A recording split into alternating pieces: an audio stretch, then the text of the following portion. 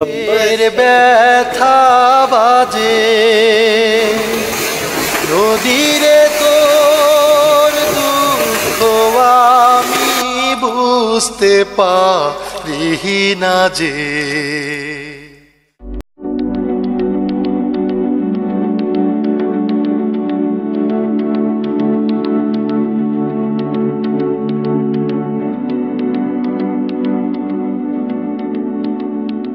বিগত 1 মাস পূর্বে আমরা বোয়ালখালী ঘাট এসেছিলাম।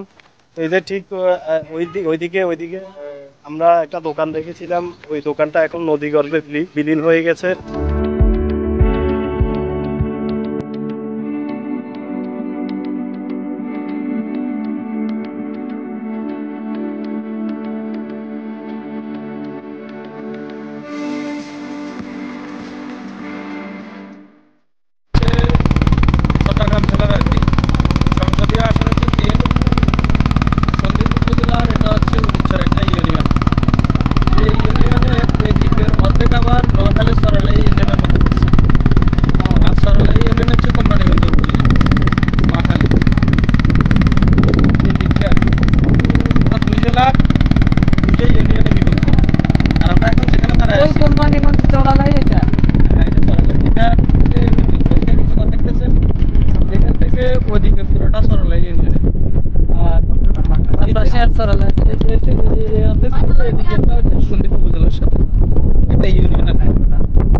তবে পুরো দ্বীপ মিলে ইউনিয়ন হচ্ছে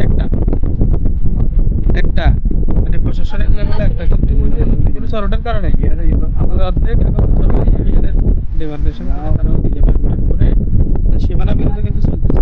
আমরা এখানে যেখানে দাঁড়িয়ে আছি এটাও কিন্তু সীমানা বিরোধের অংশ, কোম্পানিগঞ্জের মোহাম্মদপুরে এই সীমানা নিয়ে আর কি।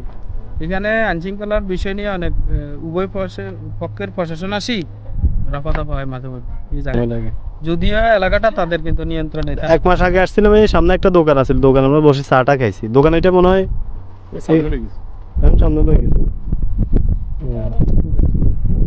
এখানে এই পার থেকে ওই পারে আপনার হাঁটি যেতে পারতো।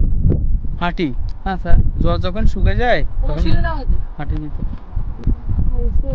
সর ওদিকে মানে সর দিতেছে, এদিকে নাই মাঝখানে দিতেছে শুধু পাট্টা ভাই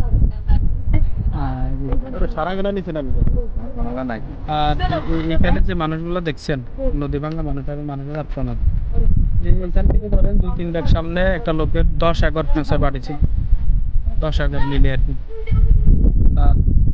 সব স্থানীয় একজন ভাই দাদোয়ার ভাই, ওনার এখানে বোট আছে, ওনার সাথে কথা বলে অনেক